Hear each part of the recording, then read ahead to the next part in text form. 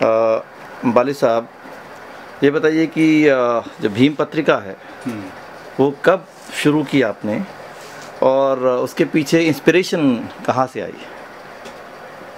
ऐसा है कि मैं और केसी सुलेख अभी जिंदा हैं, तो ये शेड्यूल कास्ट फेडरेशन के जनरल सेक्रेटरी थे 46 में। तो उस वक्त ये उजाला निकालते थे, उजाला उर्दू में, उजाला वीकली था। तो वो फिर 52 में सर्विस में चले गए और उजाला जो था वो अनेक कारणों से बंद हो गया। तो इसलिए फिर हमने बाबा साहब के नाम में से, भीमराव अम्बेडकर में से, ये हमने डिराइव किया भीम पत्रिका जी। ये मैंने सितंबर 1958 में शुरू किया। अच्छा, सितंबर 1958 में शुरू? हाँ, पहले उर्दू में जी। उर्दू में रहा, पंजाबी में रहा, इंग्लिश में भी किया। तो हिंदी में कब शुरू की है? हिंदी में 65 में। 65 में। तो जब ये शुरुआत हुई थी भीम पत्रिका की, तो इसकी रीच क्या थी? कैसे आपको संघर्ष करना पड़ा? कोई आसानी से लोग मिल गए जैसे फाइनेंशियल चीज़ों को स्टार्ट करने में या वॉलंटियर कर लाने में? कि 1957 में जनरल इलेक्शन हुए तो मेरी जो नेटिव प्लेस है नवांशहर दोआबा, यहाँ जलंधर चंडीगढ़ के रास्ते में आता है नवांशहर, अभी डिस्ट्रिक्ट है वो, तब तहसील था।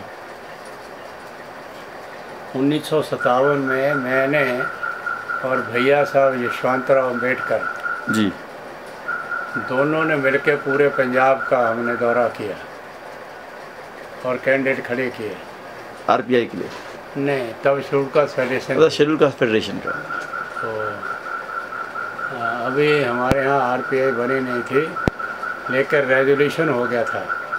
रेजोल्यूशन 30 सितंबर 1956 को बाबा साहब अम्बेडकर की अध्यक्षता में ये रेजोल्यूशन 26 अलीपुर रोड नई दिल्ली जी, जहाँ उनका महापरिनिर्वाण हुआ, वहाँ पे इसका रेजोल्यूशन हुआ था। तो इसलिए जब हम इलेक्शन में गए प्रचार करने के लिए, तो वहाँ हमने पब्लिक मीटिंग एड्रेस की जी। तो हमारे ही शहर के कृष्ण कुमार बोधी वो बाद में बने, पहले कृष्ण कुमार ही थे जी। वो आर्य समाज के लोकल के प्रेसिडेंट थे। हाँ जी। तो हमारा भाषण उनको पसंद आया जी। तो वो सुनने के लिए आए थे कि बाबा साहब का बेटा आएगा। अच्छा। तो वो संतरा पिए के बहुत बड़े श्रद्धालु थे जी। इसलिए ये देखने के लिए आए कि भाई बाबा साहब का बेटा आ रहा है, तो देखिए क्या बोलता है। तो वो फिर उनको हमारा भाषण बड़ा पसंद आया, तो वो उन्होंने फिर उनकी फ्लेक्स शूज़ की दुकान थी जी, बहुत बड़ी दुकान, यानी थोक कारोबार था। हाँ जी, हाँ जी। तो जैसे कैसे उन्होंने पता किया ये आदमी कौन था, फिर वो मुझे मिलने के लिए आए यहाँ।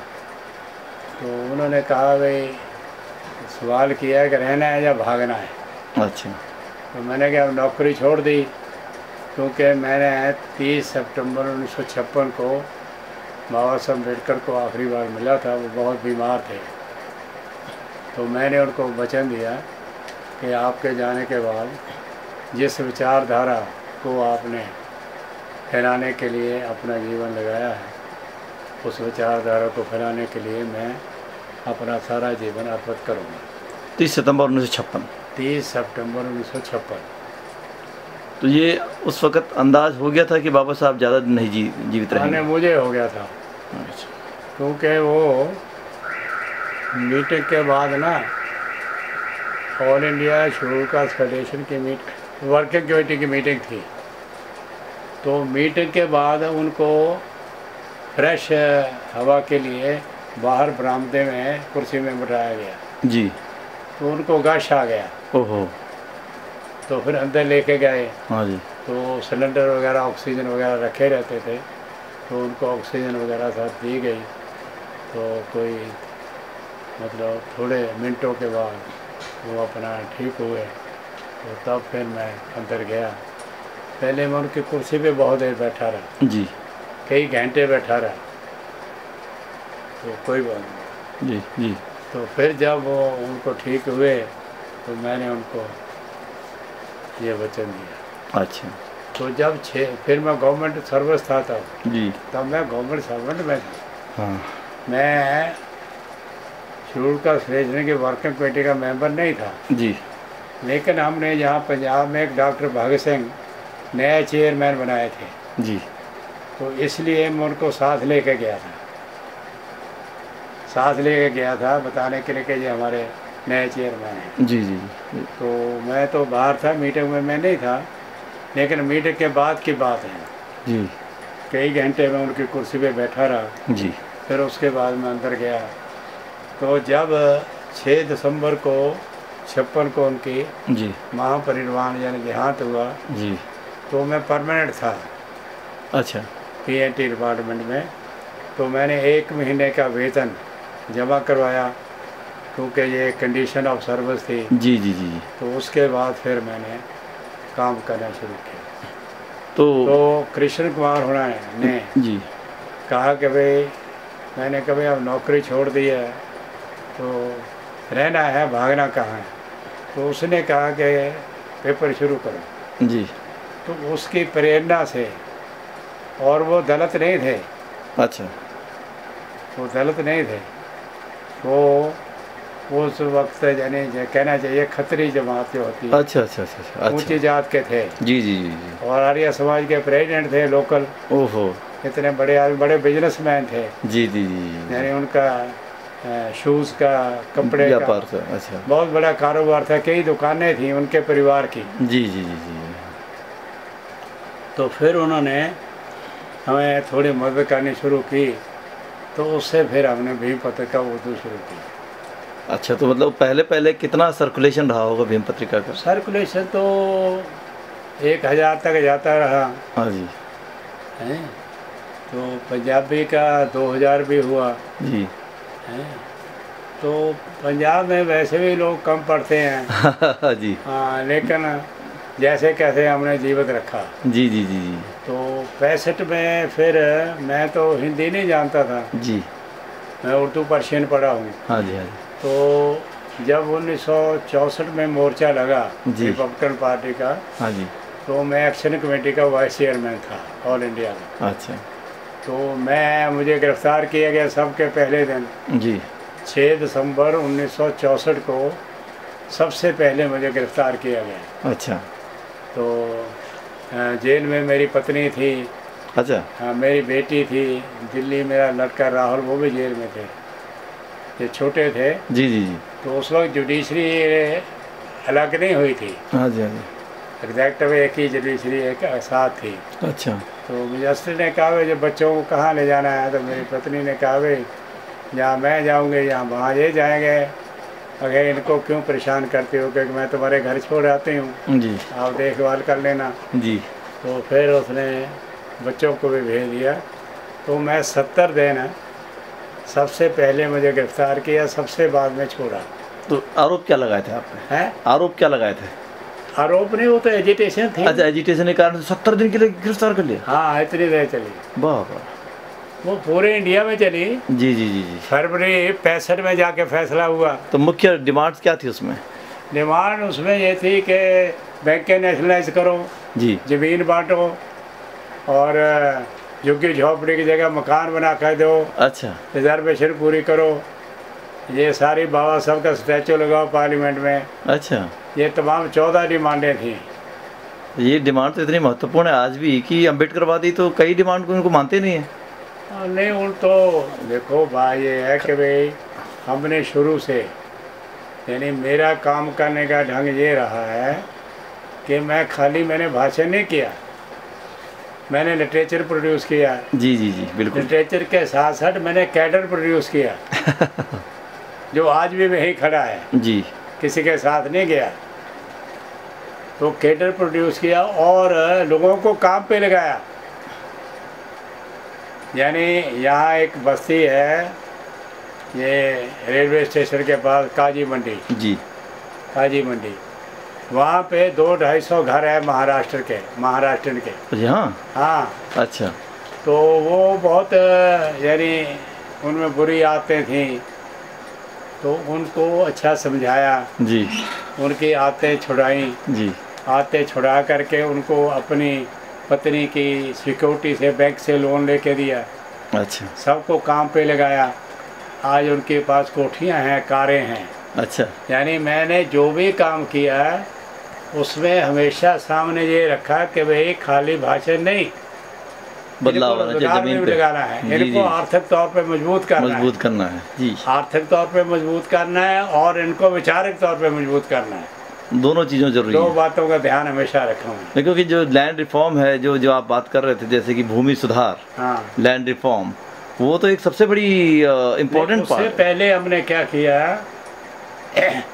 6 दिसंबर 1964 के मोर्चे से पहले जी हमने 15 जून 1964 को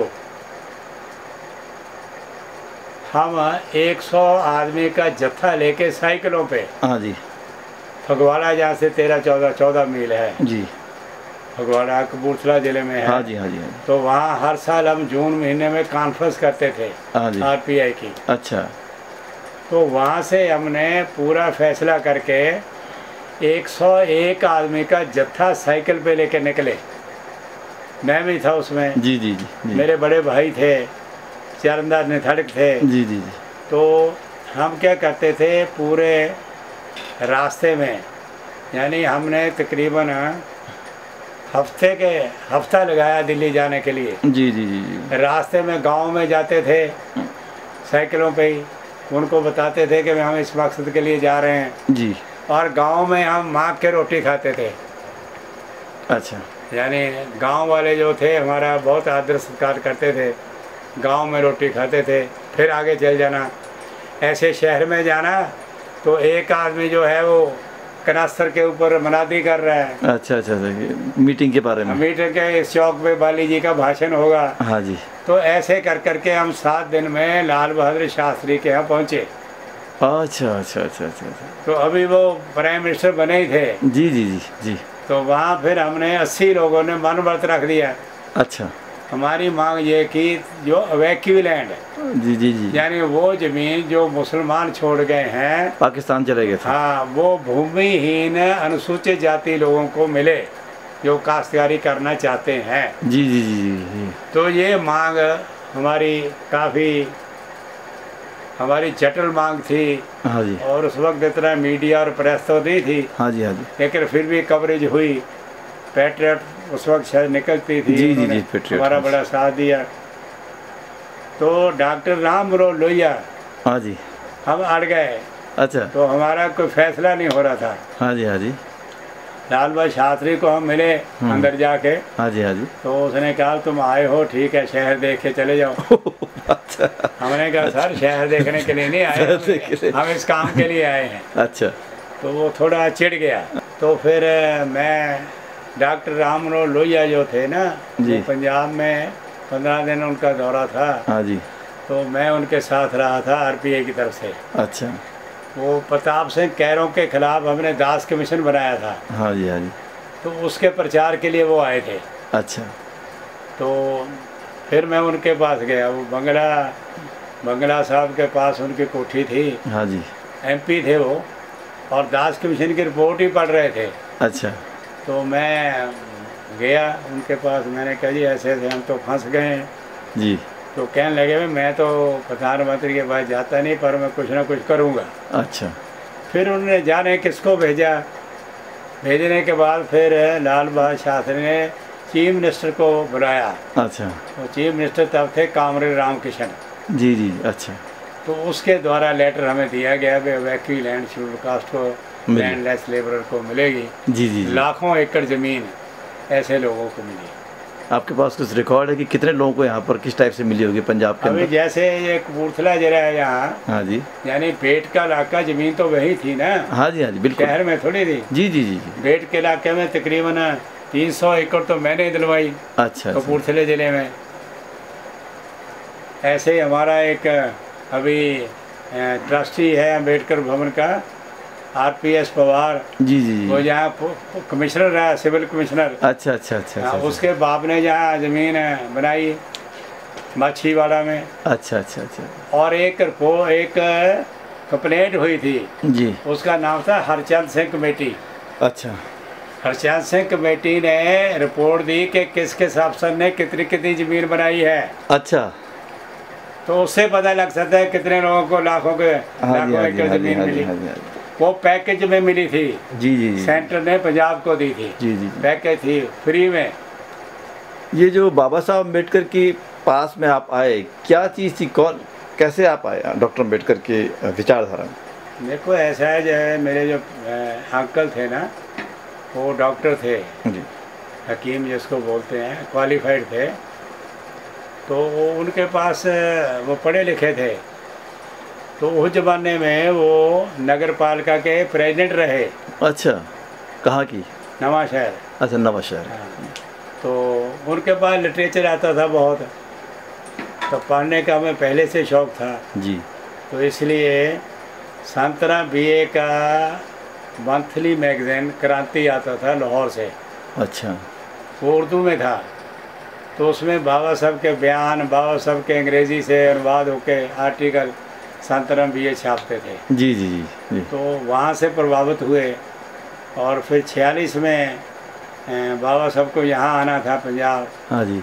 तो मेरे अंकल जो थे वो रिसेप्शन कमेटी के वाइस चेयरमैन थे। अच्छा अच्छा। तो यानी हमारा जो परिवार था वो पहले से बहुत ही जी जी जी यानी बहुत सुधारवादी जी जी परिवार था और हमारे घर में तमाम लीडर आके रहते थे। अच्छा अच्छा अच्छा। तो इसलिए हमें यानी परिवार में से ही परिवार से आपको मतलब थोड़ा मिला, लेकिन उसके बाद पढ़ाई की मैंने खूब। जी। यानी बाबा साहब का एक एक अक्षर मैंने पढ़ा। जी जी।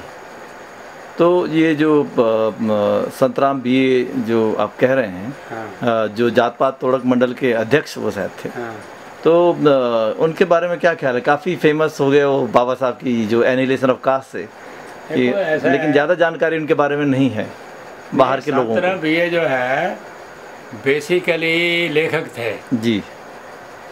और बहुत यानी आज़ाद ख्याल के थे। अच्छा। जैसे उन्होंने अपने वो ही was BA then that time, yes, BA then. जी जी। तो उन्होंने खेती करनी शुरू की कहीं। अच्छा। तो वहाँ ला करके जानवरों की हड्डियाँ डाली खाद के लिए। अच्छा अच्छा अच्छा। यानी ऐसे विचारधारा के थे। जी जी जी जी। तो मैं उनको बहुत बार मिला, फिर वो लाहौर से यहाँ आ गए। हाँ। होशियारपुर में उनका गांव है पुरानी बसी। जी। होशियारपुर से 6-7 मील के ऊपर है पुरानी बसी। तो वहाँ मैं उनको मिलता था। बेसिकली वो लेखक थे। हाँ जी। यानी 200 के करीब किताब है उनकी। अच्छा। और ये तो है हाउ टू विन फ्रेंड्स। जी जी जी। सबसे पहले उन्होंने हिंदी में अनुवाद किया। अच्छा अच्छा अच्छा अच्छा। बहुत ज़बरदस्त अनुवादक थे, बहुत ज़बरदस्त लेखक थे। तो जो जात पात तोड़क मंडल के लिए जो बाबा साहब अम्बेडकर ने जो लिखा था, जो बाद में एनिहिलेशन ऑफ कास्ट बन के उन्होंने पब्लिश किया, जिसको संतराम जी ने कहा कि आप कुछ अमेंडमेंट करिए, क्या आप कभी बाद में मिले संतराम जी से इस संदर्भ में कि भाई उनको जो उन्होंने बाबा साहब को लिखा था या बाबा साहब की जो रिस्पांस थी उसको लेकर के कि भाई मैं अपने, क्योंकि मैं अगर अध्यक्षता कर रहा हूँ प्रोग्राम का, I won't change my statement और माई स्पीच, तो कभी उनको लगा, रिग्रेट लगी कि बाबा साहब नहीं आ पाए उस कार्यक्रम में? नहीं, ऐसा नहीं है, हुआ ऐसे उसी किताब में है ये जी कि ये जो जात पात तोड़क मंडल है जी। इसमें आर्य समाजी थे जी। संतराम बीए भी आर्य समाजी थे। बिल्कुल। तो उसमें जो एक वाक्य आता है डायनामाइट दी वेदास। जी, चेंज वेदास बेसिकली। हाँ हाँ, जब बाबा साहब ने उसका क्लैरिफिकेशन भी आगे किया है हाँ जी कि यूथ को थ्रालडम ऑफ द स्क्रिप्चर्स, जी, पुराने प्राचीन ग्रंथों की गुलामी से आज़ाद कराओ। हाँ जी हाँ जी बिल्कुल, ये उनका कहने का मतलब था जी। तो आर्य समाजियों का सारा बेस वेद पे ही है जी, पूरा वेद पे है। बिल्कुल बिल्कुल। तो इसलिए वो हर भगवान ने, हर भगवान थे ना जी जी, उनका नाम हर भगवान, हर भगवान जी, पत्रवाद तो वही करते थे जी जी जी। तो इसलिए उसने उनके विवाह पे लिखा। अच्छा। हर भगवान जो थे वे फोरमैन क्रिश्चियन कॉलेज में स्टूडेंट थे। अच्छा अच्छा अच्छा अच्छा। अब कौन सी कम्युनिटी के रहे होंगे? हैं? कौन सी कम्युनिटी के रहे होंगे? हिंदू थे, हाई कास्ट। अच्छा हाई कास्ट से। आर्य समाजी होंगे वो भी। जी जी जी जी हैं? जी। तो इसलिए उसमें संतराम जी का कोई नहीं है। तो संतराम जी ने नहीं कहा कि ये शब्द निकालो, जी। हर भगवान ने कहा। अच्छा, हर भगवान ने कहा। हर भगवान का नाम है उसमें। नहीं वो है, मैं जानता हूँ, मैंने पढ़ा है सबसे। नहीं कभी बाद में जैसे आप इतना काफ़ी वही लंबी, मैं कह रहा हूँ जी काफ़ी लंबी उनकी उम्र रही है। वो ऐसा हुआ फिर, यानी संतराम ने अपने पेपर द्वारा बाबा साहब को इंट्रोड्यूस कराया। जी। उर्दू जानने वाले लोगों में बाबा साहब को इंट्रोड्यूस कराया। हाँ जी हाँ जी हाँ जी। और फिर जब बाबा साहब ने 48 में मैरिज की जी। तो संतराम भी उनको मिलने गए। अच्छा। हैं जी। तो उनके संबंध आपस में खराब नहीं हुए। अच्छा। संबंध खराब नहीं हुए। नहीं जैसे बाद में ये कह रहा हूँ कि बाद में जैसे संतराम जी इधर आ गए पंजाब में यहाँ पर, और काफ़ी लंबी उनकी उम्र रही, मेरे ख्याल से 100 से ऊपर साल वो जिए हैं। उनकी बेटी थी गार्गी दिल्ली में। अच्छा। एक ही बेटी थी उनकी। हाँ जी। उनकी पहली पत्नी की डेथ हो गई। हाँ जी। दूसरी उन्होंने एक विडो से इंटरकास्ट मैरिज की। जी। विडो से। अच्छा। तो वो फिर उनके साथ रही, वो उनको भी टीबी हो गया, मर गई। जी जी जी। तो फिर उनको उनकी बेटी गार्गी दिल्ली में थी, वो ले गई। जी जी जी जी। तो उनके पास ही डेथ हुई उनकी। नहीं तो मैं मेरा संपर्क नहीं रहा। अच्छा, लेकिन कुछ बिल्कुल नहीं रहा बाद में कि कुछ समय कभी आप मिले हों, जैसे वो आए जब यहाँ पर पंजाब? नहीं, ये पंजाब में तो वो बहुत बार मिला। जी जी जी। मेरे फोटो है उनके साथ। हाँ ना, मैं ये पूछना चाह रहा था कि जैसे आर्य समाज की जैसे हम बात कर रहे हैं, हाँ। तो ये आर्य समाज तो वस्तुतः पूरे पंजाब और पश्चिमी उत्तर प्रदेश, हरियाणा जो पूरा आपका है, वहाँ पर फैलाया गया। और आर्य समाजी लोग जो है आज की परिस्थिति में हम देख रहे हैं, जहाँ आर्य समाज का ज़्यादा प्रभाव है वहाँ दलितों पे हमले ज़्यादा हैं। नहीं देखिए, ऐसा है, मैं ऐसा नहीं मानता। ये पश्चिमी उत्तर प्रदेश में जो पूरे जाट जहाँ प्रभुत्व नहीं, चलता है। नहीं देखिए, ऐसा है, उसमें आर्य समाज नहीं कह सकते जी। उसमें कुछ व्यक्तिगत कह सकते हैं, कुछ जो लैंडेड कम्युनिटी है जी उनका रोल है। जी। देखो आर्य समाज के जो मैं कहना चाहता हूँ ये है जी कि आर्य समाज के जो दयानंद जी थे, बेसिक टेनेंट्स की जो उन्होंने 2-3 किताबें लिखी हैं, सत्यार्थ प्रकाश और संस्कार विधि ऐसी हैं, मैंने पढ़ी है वो सब। लेकिन आर्य समाज को जीवित करने वाला, सुधारवादी संस्था बनाने वाले स्वामी शारदानंद है। जी एब्सोल्युटली। शारदानंद जलंधर के ही थे। अच्छा। उनका नाम मुंशी राम था। अच्छा अच्छा। मुंशी राम उनका नाम था, और वो बहुत बड़े वकील थे यहाँ के। और जो शहीद आजम भगत सिंह के पिता उसके मुंशी थे। अच्छा। क्लर्क थे उसके। करतार सिंह जी के नहीं, क्या किशन सिंह जी के। किशन सिंह। अच्छा। फिर वो अपनी जमीन इधर की पत्नी बेची, नहीं बेची, फिर वो यूपी पाकिस्तान में जाके जमीन ले ली। अच्छा। तो वो भी आर्य समाजी थे। भगत सिंह के भी आर्य समाज का असर था। बिल्कुल बिल्कुल। तो आर्य समाज ने शुरू में, यानी मैं आपको 47 से पहले की बात कह सकता हूँ। हाँ जी हाँ जी। हम लोग आर्य समाज की क्रिएशन है। यानी जबरदस्ती स्कूल में ले जाते थे। हाँ जी हाँ जी हाँ जी। पढ़ने के लिए। जी जी जी जी। और यहाँ तक के हैंड पंप जो होते हैं ना, जी जी, वहाँ पे बच्चों को नहलाना। जी जी जी। और फिर लेके जाना, कोई छुआछूत नहीं करनी, बड़ा सम्मान देना, आदर देना, बाद में ट्यूशन फ्री करना। जी जी जी जी। यानी आर्य समाज ने ये बहुत बेसिक काम किया है। हाँ, तो मतलब आप ये कह रहे हैं कि जो लोग अपने को इस समय जो दलितों पे हिंसा जैसे पश्चिमी उत्तर प्रदेश और हरियाणा में है, तो बेसिकली आर्य समाज का तो डिस्टॉर्टेड रूप है या है ही नहीं? नहीं, मैं नहीं उनको मानता। अच्छा। और दूसरी बात ये है कि भाई आर्य समाज तो अब यानी एजुकेशन का जैसे कमर्शियलाइज हो गया। जी जी जी। ऐसे ये भी कमर्शियलाइज हो गया। बिल्कुल बिल्कुल बिल्कुल। लेकिन बेसिकली आप देखिए, बाबा साहब की किताब है but Congress and Gandhi have done to the untouchable. जी जी। वहाँ पे आप स्वामी शारदानंद के लेटर पढ़ो गांधी को। जी। अच्छा, शांताराम बीए का लेटर पढ़ो गांधी को। अच्छा। जो गांधी ने कोट किया है इसी एनिलेशन कास्ट में। जी जी जी। शांताराम बीए उनको कह रहे हैं, you are trying to wash mud with mud. ये शांताराम बीए के शब्द हैं। हाँ। ये है मेरे पास किताब। नहीं अभी देखेंगे तो। ये है। अच्छा अच्छा, ये annihilation of caste original model. हाँ ये जी जी जी जी। वॉल्यूम एक चीज़ मैं पूछना चाहता हूँ कि आपने पूरा आंदोलन खड़ा किया और आरपीआई को खड़ा किया, शेड्यूल कास्ट फेडरेशन यहाँ पर पंजाब के अंदर थी। एक पंजाब में तो जो है दलितों की तादाद काफ़ी बड़ी है, लेकिन पंजाब की पॉलिटिक्स में जो है वो दलित कोई इन्फ्लुएंस नहीं डाल पाए खास करके। क्यों ऐसा लगता है कि यहाँ पर जो होना चाहिए था, क्योंकि इतना बड़ा आंदोलन भी चली वो उसको नहीं। इन्फ्लुएंस से आपका क्या भाव है? मतलब जैसे पॉलिटिकल इन्फ्लुएंस, मतलब जैसे यूपी में मायावती आ गई तो बीएसपी का। तो आप जो है जो 90 के बाद की, जी 90 के बाद 95 के बाद की जो पॉलिटिक्स है, जी जी जी जी और इमरजेंसी के बाद की पॉलिटिक्स है, 3-4 स्टेजेस जी जी जी जी पॉलिटिक्स एकदम बदल गई है। हाँ जी। अब आप देखिए हमारे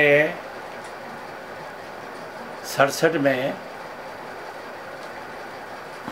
2 मिनिस्टर रहे हमारे पंजाब में। प्याराराम धनवाड़ी, गुरचरण सिंह, 2 मिनिस्टर रहे हमारे जी। कोलिशन गवर्नमेंट में। अच्छा Gurnam Singh, justice Gurnam Singh chief minister थे, अच्छा उसमें हमारे 2 मिनिस्टर रहे। अच्छा यूपी में हमारा मास्टर मान सिंह एमएलए रहा और चरण सिंह के साथ मिनिस्टर रहा। जी जी जी जी। ऐसा नहीं कि मैं यहाँ प्रभाव नहीं पड़ा, यहाँ पर बहुत सारे इकोनॉमिक मसले जी हमने हल किए। अब देखो ज़मीन से बहुत बड़ा मसला है। जी जी जी बिल्कुल बिल्कुल। अब जो आप दुआबा में देख रहे हैं, ये हमारी एजिटेशंस का, हमारे लोगों को जागृत करने का मतलब कारण है। और कैसे? नहीं बिल्कुल नहीं, मैं उस तरीके से पंजाब में जैसे हम देखते हैं कि जो दलितों का जो कंडीशंस है, हाँ। वो इकोनॉमिक हालात तो और स्टेट से बेहतरीन है। जो जो जो चाहे गुजरात जो जिसको हम इतना चर्चा करते हैं, वहाँ तो दलितों की कंडीशन बिल्कुल आइसोलेशन की है, अलग थलग की है। लेकिन पंजाब में जो है उनके बिजनेस भी हैं, बाहर भी गए, जैसे इंग्लैंड अमेरिका बहुत गए। देखिए पंजाब का एक क्यों उसको लगता है सर? एक बात तो आप देखेंगे ना जी, जैसे अत्याचार बाहर होते हैं जी पंजाब में नहीं होते। नहीं बिल्कुल बिल्कुल। अगर होते हैं तो मुकाबला करते हैं। जी जी बिल्कुल बिल्कुल एब्सोल्युटली। और कई बार ऐसा होता है कि हमारा अगर वो 19 है तो हमारे 21 होते हैं। जी जी जी बिल्कुल बिल्कुल बिल्कुल बिल्कुल। तो क्या इसका कारण सिखिज्म का होना है यहाँ पर? नहीं, सिखिज्म तो जो है, सिख ही तो ज़्यादा जुर्म उठाते हैं। अपर कास्ट सिख जो हैं, जी जी सिखी का बेसिकली कोई फ़ायदा नहीं सिवाय बाहर रखने के। अब देखिए पंजाब के 3 भाग हैं जी, दुआबा, हाँ जी, माझा, जी। मालवा। जी आप मालवे में जाओ, बेचारों को पगड़ी नहीं है, हाँ जी हाँ जी हाँ जी। कपड़ा बांधा हुआ है। अब वहाँ हालत ख़राब है ज़्यादा। वो सिख नहीं है, जी जी जी जी। वो सिख हैं। तो सिखों, अपर कास्ट सिखों ने उनके लिए क्या किया? मानसा जैसे इलाके में जो है, हैं? मानसा वगैरह का जो इलाका है, हाँ उसी में आता है ये। जी जी जी। ये आपका बठिंडा, हाँ हाँ हाँ। फिरोजपुर, जी जी जी। ये सारा जो जो पाकिस्तान बॉर्डर जी, के जी, साथ जी। लगता है, बिल्कुल। ये मालवा है। मालवा वो इलाका है, यहाँ पर रियासतें थी, हाँ जी हाँ जी। पटियाला, जींद, जी जी जी जी। ये सारा सब रियासतें थी। हाँ जी हाँ जी हाँ जी। तो रियासतों में उन्होंने पढ़ाई कास्ट सिस्टम बना कर रखा। हाँ, ये अमरिंदर सिंह जो है, जी जी, वो इसका जो बाबा था, जी जी, बड़ा बदमाश आदमी वो तो था। बहुत बहुत उनकी कहानी तो बहुत फेमस है। हाँ, फिर जी जी बिल्कुल भूपेंद्र सिंह। बिल्कुल बिल्कुल बिल्कुल हाँ। बिल्कुल। आज जो इंडिया के अंदर जो है, आप तो सारे देश में जाते रहते हैं, विदेशों में भी जाते हैं, अम्बेडकरवादी आंदोलन को आप कितना देखते हैं? कहाँ पर ये है? इसको आगे जाना चाहिए था तो कितने जाना चाहिए था, क्यों नहीं पहुंच पा रहा है? क्या कमी, क्या मजबूती देखते हैं इसकी? देखो ऐसा है कि जब मैंने काम शुरू किया जी 56 में, तो डॉक्टर अम्बेडकर का नाम लेना अपनी जान हथेली पे रखना था। बिल्कुल, आप ये बिल्कुल, यानी मेरे ऊपर 50 से ऊपर केस बने हैं इसी चीज़ को लेकर के। हाँ, यानी मुझे दौड़ाने के लिए। हाँ जी हाँ जी। अभी भी देखो एक केस है मेरे ऊपर, गीला गांधी जी जी। हैं, मुझे पासपोर्ट नहीं दिया, मुझे बाहर जाने से रोका, 20 लाख की मेरी जमानत ली। 20 लाख की? हाँ 20 लाख रुपए की जमानत पे? हाँ, यानी 10 लाख का बॉन्ड होता है, 10 लाख की प्रॉपर्टी, बाप। और 1 साल का पासपोर्ट दिया। तो ऐसे यानी क्या टिकने नहीं देते।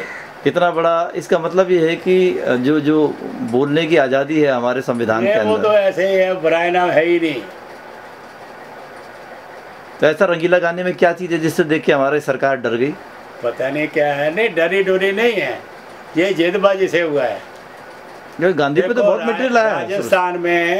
राजस्थान में उन्होंने बैन कर दी किताब। जी यहाँ एक किताब है मेरी, हिंदुइज्म धर्म या कलंक, जी वो बैन कर दी। जी। अच्छा, फिर वहाँ पे जम्मू में मेरा भाषण हुआ, तो उसमें मैंने कहा कि बाबा साहब ने कहा है ये वेदास कंटेन नथिंग बट टॉमफुलरी। जी ये 1944 का 24 सितंबर 1944 का मद्रास का भाषण है। अच्छा, समझी बात? तो उसमें उसके ऊपर मेरे ऊपर मुकदमा बना दिया, जेड के अनरिपीट लॉ, वो और मुझे यहाँ से जलंधर से पकड़ के ले गए। वाह। 50,000 की जमानत हुई।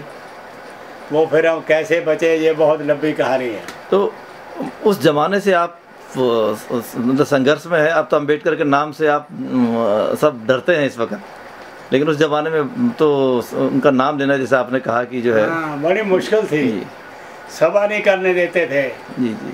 तो ऐसा क्या है कि पिछले 50 साल में जो हुआ कि अभी जो सत्ता है, जो संघर्ष, जो पार्टियां जो उनको दुश्मन मानती थी, अब उनको उनके नाम की जय जयकार कर रही हैं? वो भी फिर एक हमारी कामयाबी है ना।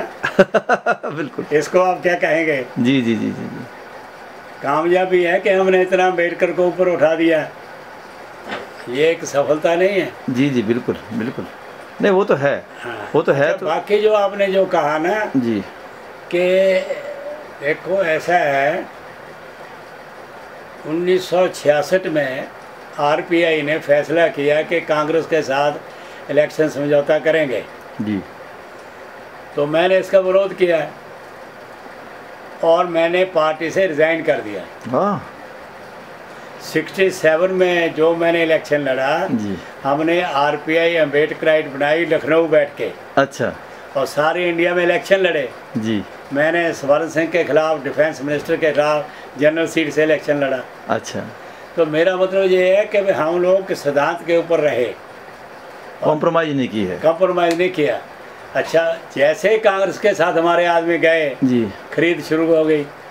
अब देखो, बैरिस्टर बीडी खोबरा गढ़े जी 6 साल राज्यसभा के डिप्टी स्पीकर रहे। जी जी। कोई ट्रांसपोर्ट में चला गया, चेयरमैन को कहीं को कहीं को कहीं।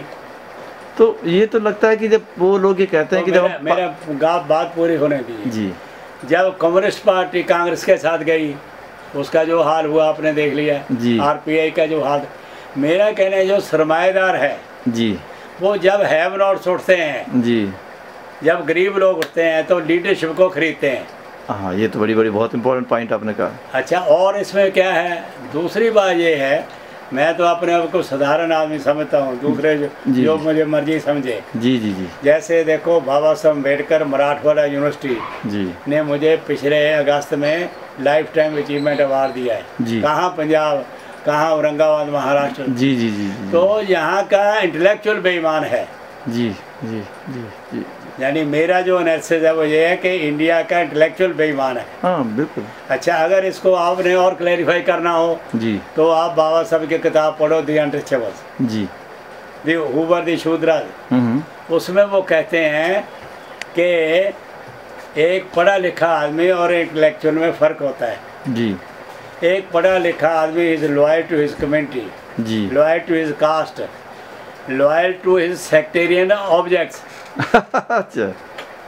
बट एन इंटेलेक्चुअल अपने विचारधारा के लिए अपनी जान तक दे देता है। जी, विचारधारा इज मोर इम्पोर्टेंट देन। हाँ, तो इंडिया का इंटेलेक्चुअल बेईमान है। वो अपनी कास्ट के लिए ही कंट्रीब्यूट, इसीलिए जो हमारा थोड़ा बहुत इंटेलेक्चुअल बना, जी, इंटेलेक्चुअल तो नहीं कह सकते, एजुकेटेड बना हुआ बिकता चला गया। ये आपने बहुत बड़ा पॉइंट कहा, क्योंकि आप जैसे कह रहे हैं कि जो बाबा साहब का या जो भी जिंदा रखा उनके मैसेज को, उस समय की उस जनरेशन ने, जो बड़ी कमिटेड जनरेशन थी, जब बाबा साहब का नाम जो है लेना हमारी सत्ता को झटका देना होता था, और आज जो सत्ता जो है उनका नाम ले रही है क्योंकि कोऑप्ट करना चाह रही है। पता है कि जन जन में अम्बेडकर पहुंच चुके हैं और आप लोगों ने बहुत बड़ी काम की उसको लेकर के, चाहे वो इतने सारे वॉल्यूम्स को निकालना स्टार्टिंग के दौर में सन 60 के टाइम पर पूरे डॉक्टर अम्बेडकर की पूरी राइटिंग को इकट्ठा करके जैसे आपने एक निकाला भगवान दास जी ने आपने मिल करके, तो आज जब हम देखते हैं कि आज लोग कई लोग जैसे बोलते हैं कि अब दलितों की अपनी पार्टियां बन गई हैं, अपने नेता आ गए हैं, लेकिन जो बात आपने की कि वो हमारे लोगों को खरीद देते हैं, वो तो पार्टियों पे भी लागू हो रही है ना। अगर अपनी पार्टी लोगों ने बना दी है, वो पार्टियां भी तो कहीं ना कहीं जाके समझौता कर रही हैं सरमाएदारों के साथ में। नहीं वही तो देखिए, अभी अठावले है, अठावले अभी मैं अम्बेडकर भवन दिल्ली में था तो एक कार खड़ी थी जी, उसमें लिखा रिपब्लिकन पार्टी ऑफ इंडिया जी, और नीचे लिखा कि इसकी स्थापना बाबा साहब ने उस तारीख को की। अच्छा, वो आदमी बीजेपी की मदद से राज्यसभा का मेंबर बना, सौदा किया उसने जी। और उसने डिमॉन्स्ट्रेशन किया दिल्ली में। What for? देखो आप सत्ता के साथ हैं। लेकिन बीजेपी और कांग्रेस के साथ तो हर एक पार्टी दलितों की किसी की भी हो समझौता कर रही है ना।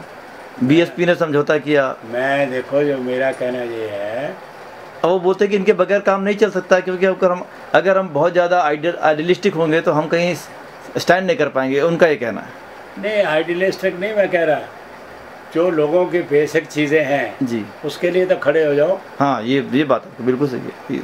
इसमें कहीं ना कहीं तो इन लोगों ने ऑफ कोर्स बाबा साहब लिखते हैं कि पॉलिटिक्स में एकेडमिक कुछ नहीं। जी जी जी प्रैक्टिकल पॉलिटिक्स करो। हाँ जी। अरे प्रैक्टिकल पॉलिटिक्स में मैं तो जो कहता हूँ 5 ईयर प्लान बने, जी, प्लानिंग कमीशन बना। अभी देखिए कॉन्स्टिट्यूशन में है कि शेड्यूल्ड कास्ट कमीशन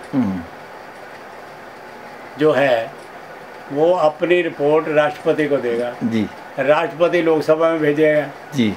कितनी रिपोर्ट राष्ट्रपति ने अभी तक नहीं भेजी? जी जी जी जी नहीं जाती नहीं है उन पे रिपोर्टें कहाँ 2-3 रिपोर्टें आई हैं बहुत अच्छी, हर साल जो पार्लियामेंट में आती हैं बहुत कम है, अच्छी रिपोर्टें कोई भी नहीं है।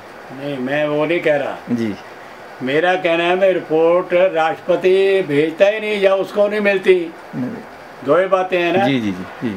अच्छा अब ये है, ये क्या इसको क्या कहना चाहिए? एक बाबा साहब का शेड्यूल का कमीशन की रिपोर्ट में भाषण है, शायद वॉल्यूम 15 में है। अच्छा, कैसे बखिए उधेड़े हैं और कैसे untouchable, what is untouchability define की है। उसमें कहते हैं दिस इज मेंटल ट्विस्ट।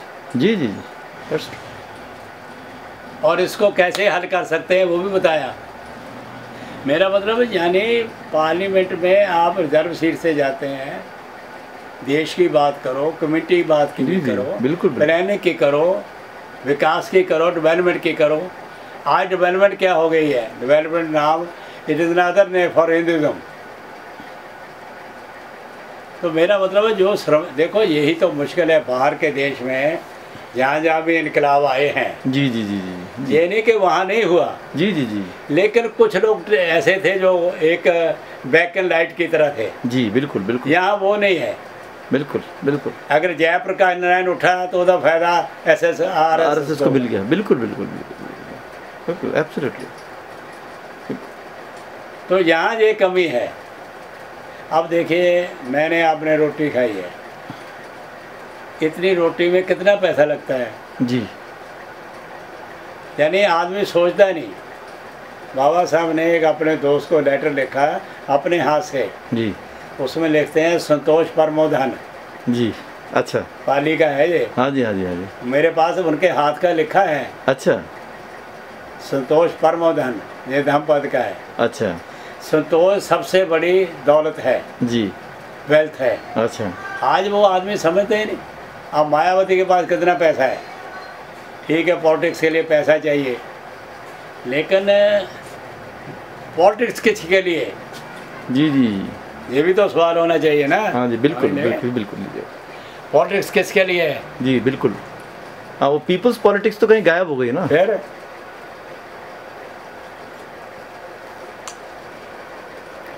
हमने पीपल्स पॉलिटिक्स की है।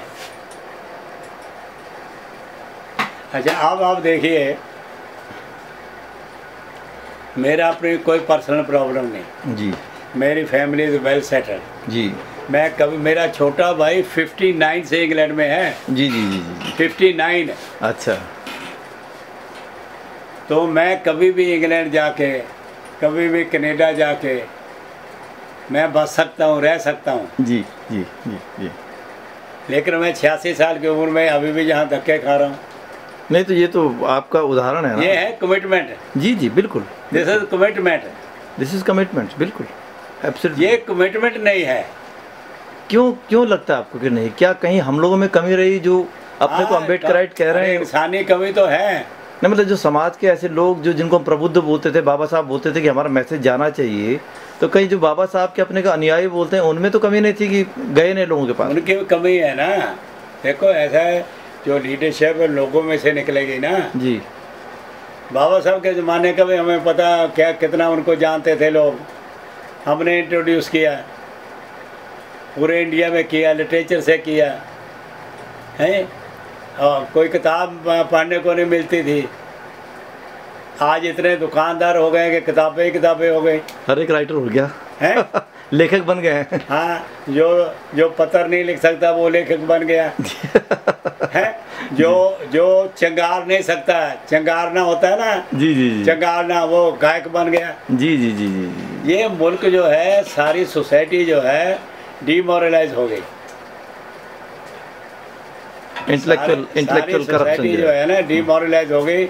उसमें जो हमारा तबका है, जिसको हमारा हम बोलते हैं, वो सबसे ज़्यादा हो गया। नहीं उससे भी बहुत लोग निकल रहे हैं, बड़े अच्छे अच्छे निकल रहे हैं, पीएचडी कर रहे हैं, स्कॉलरशिप बन रही है। मैं निकलना किसको समझता हूँ। देखिए आरएसएस के साथ हमारा बेसिक झगड़ा है जी, लेकिन 2-3 बातें तो आप उनको माननी पड़ेगी ना। बिल्कुल बिल्कुल। कई उनके हजारों आदमी हैं जो शादी नहीं कराई। हाँ, काम कर रहे हैं कम, बिल्कुल पैसा भी कम ले रहे हैं, काम कर रहे हैं। हाँ, भूखे नंगे काम कर रहे हैं। जी जी। हम उनकी आइडियोलॉजी से, उनके प्रोग्राम से सहमत हो ना हो, बिल्कुल अलग बात है। जी जी जी। But they are devoted. Absolutely. ऐसे डिवोटेड चाहिए इधर। क्या ऐसा नहीं लगता कि जो एक स्लोगन आया कि साहब हमको power, political power is a master की, और आपको सिर्फ सरकार पे अधिकारी बनना है, तो जो ब्रेन ड्रेन है हमारे सामाजिक लाइफ में बहुत बड़ा ब्रेन ड्रेन हो गया। क्योंकि जो भी थोड़ा बहुत पढ़ लिख रहा है वो सीधे सरकारी नौकरी करके या बड़ा ऊपर जाना चाहता है, कम्युनिटी में सर्विस नहीं करना चाहता है। नहीं, अच्छा चलो आपकी यही बात मानता हूँ, नहीं करना चाहता। लेकिन जो रिटायर्ड लोग हैं, अभी भी सेहतमंद हैं, वो तो कर सकते हैं कि नहीं?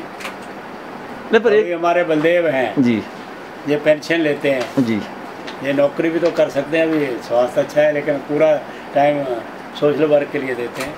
लेकिन ये एक बड़ा ब्रेन ड्रेन यही हो गया कि लोग अपनी मजबूरी बताते हैं कि हमने जीवन भर तो मुसीबतें झेली, अब कम से कम नौकरी करने का टाइम है, तो वो भी आप नहीं करने दोगे तो कैसे हम समाज को दे पाएंगे? कौन रोकता है? कितने परसेंट हैं? आप ये बताओ, ये कितने परसेंट है? कितने परसेंट हैं ऐसे लोग? इंग्लिश पढ़े 2% है इंडिया में जी। उनमें जो 100 कार्ड गलत है वो कितने हैं? यानी जो ऊपर की क्लास है वो कितनी है? कितनी व्हाट इज द परसेंटेज? 98 तो वही जो गांव में सड़ रहे हैं। हाँ जी, बिल्कुल बिल्कुल, एब्सोल्युटली।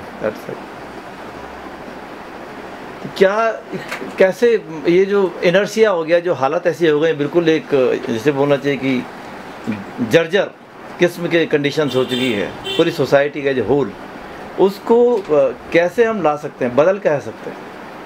ये ऐसा है कि मेरा तो विश्वास ये है कि जो धरती है कभी बांझ नहीं होती जी। मूवमेंट से लोग निकलेंगे, फ्रस्ट्रेशन बढ़ेगी जी। और ये भी हो सकता है, मैं गलत से दूँ, इंडिया सिविल वार की तरफ बढ़ रहा है। डेमोक्रेसी नाम की कोई चीज़ नहीं रही, तो बिल्कुल। पार्लियामेंट नाम की कोई चीज़ नहीं रही, असेंबली नाम की कोई चीज़ नहीं रही, अनएम्प्लॉयमेंट बढ़ेगी, मोनोपोलाइज चीज़ें हो रही हैं जी। तो इसमें से फ्रस्ट्रेशन होगी, और फ्रस्ट्रेशन जब बहुत ज़्यादा हो जाती है तो बाहर का तो यही एग्जाम्पल है कि फिर सिविल वार होती है। फ्रस्ट्रेशन में फिर वही पॉलिटिकल लीडरशिप भी तो होती है कम्युनिटीज़ की, जो जिनको देख करके लोग बार बार रुक जाते हैं कि हमारा नेता है, ये तो कम से कम पार्लियामेंट में है। इन्हीं नेता के आप देख लेना जो गर्दन पकड़ेंगे लोग। अभी स्थिति नहीं आई है। हाँ, मैं मानता हूँ नहीं आई। मैं वही कह रहा हूँ कि अभी फ्रस्ट्रेशन है लेवल पे नहीं पहुंचा। हाँ, लेवल नहीं है, पहुंचा नहीं है। जब आपको पता बिहार के अंदर जी एब्सोल्यूट मेजॉरिटी थी ना असेंबली में, हाँ जी, तो जयप्रकाश ने स्लोगन दिया, स्टूडेंट ने सबको ऐसी तय कर दी। हाँ जी। तो जैसे जैसे अन्ना हजारे ने किया, हम भी उससे डिफरेंस रख सकते हैं, लेकिन वैसी मूवमेंट क्या अम्बेडकराइट आंदोलन के लोग नहीं कर सकते क्या? नहीं, अन्ना हजारे तो गांधीवादी है। नहीं, गांधीवादी, वो मैं वही बोल रहा हूँ कि डिफरेंस। गांधीवादी क्या, देखो गांधी की सारी मूवमेंट आप देखिए, लोगों को उभारा और बीच में छोड़ दिया। मैं गलत हूँ क्या? नहीं, गांधी ने लीडरशिप बहुत क्रिएट की ना, ये भी तो है ना। लीडर तो बहुत क्रिएट किया गांधी ने। क्या किया? लीडर, नेता तो बहुत पैदा किया ना, नेता तो गांधी ने बहुत पैदा किया। मसलन मतलब पूरी कांग्रेस की जमात तो गांधी की पैदा की हुई जमात है ना। ओ नहीं, अच्छा नहीं, आप एक नाम लो ना, गांधी ने क्या पैदा किया, बोलो बताओ।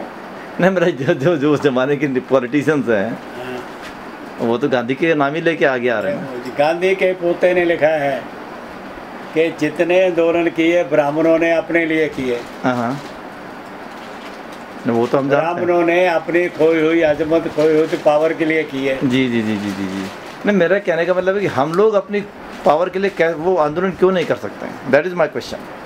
आई एम नॉट सेइंग कि Anna Hazare is right, I am a critic of Anna Hazare, but I wanted to know कि हम लोग जो है जब इतना पिट रहे हैं, इतना हालत ख़राब है, तो ये हालत ख़राब में रिवोल्ट क्यों नहीं कर पाते? वो से दो बातें हैं इसमें। एक तो देश बहुत विशाल है जी, कश्मीर से केरल तक है। हाँ जी, बिल्कुल बिल्कुल। और उसमें जो लैंग्वेज है, 4 प्रांत, 4 की अलग लैंग्वेज। जी जी जी जी है जी, बिल्कुल ठीक है कि नहीं? बिल्कुल बिल्कुल। अच्छा, जब हम थे ना पार्टी में, तो हमारा जनरल सेक्रेटरी कर्नाटक का था CM आर्मुगम। जी जी जी जी, है, हाँ जी। तो हमारा यूपी से था राहत मोलाई। अच्छा, मेरा मतलब हमने कोशिश की कि पूरे इंडिया को एक वेल नेट करें। जी जी जी तो जी। मुश्किल ये है कि लीडरशिप जो है, यानी एक आदमी पूरे देश को कवर नहीं कर सकता। नहीं, वो तो बिल्कुल अलायंस बिल्डिंग तो करना पड़ेगा ना। हाँ, तो अलायंस, जैसे मैं हूँ जी, अगर मैं चाहूँ भी तो मैं सारे देश को कैसे कवर नहीं कर नहीं सकता? बिल्कुल नहीं, बिल्कुल। तो वही पॉइंट हम बार बार लोगों को कह रहे हैं हाँ। कि हमको अपने अलायंस पार्टनर तो ढूंढने पड़ेंगे हर जगह, और लाइक माइंडेड लोग। मैं इसमें बड़ा क्लियर हूँ। जी, मैं इसमें ये क्लियर हूँ कि हमारे पार्टनर अच्छे हैं या बुरे हैं, जी। कम्युनिस्ट ही हो सकते हैं। अब मेरे से कोई एग्री करे ना करे, बहुत सारे अम्बेडकरवादी तो सबसे पहले गालियाँ कम्युनिस्टों को ही देते हैं। वो बेवकूफ़ हैं। आप देखिए, हम इथिस्ट हैं, वो इथिस्ट हैं। जी जी हम सरमायादारी के खिलाफ, मोनोपोली के खिलाफ हैं, वो भी हैं। जी।